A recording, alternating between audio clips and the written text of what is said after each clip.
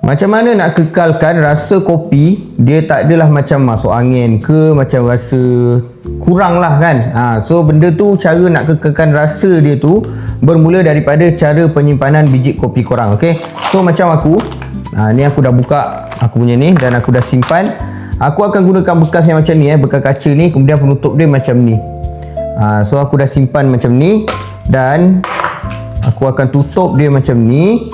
Lepas tu atas dia ni aku buat, okay, aku tekan macam tu. Function dia adalah untuk jadikan dalam ni dia vacuum.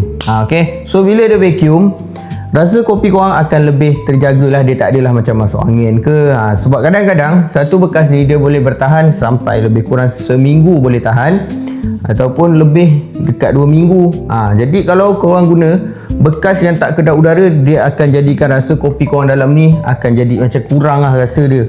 Okay, so kalau siapa-siapa yang simpan biji kopi ataupun macam serbuk apa-apalah, kalau korang pasang kadang-kadang simpan Milo kan, Milo dia akan jadi macam keras apa semua. So boleh try guna bekas macam ni. Okay, so nak dapatkan tengok dekat bawah.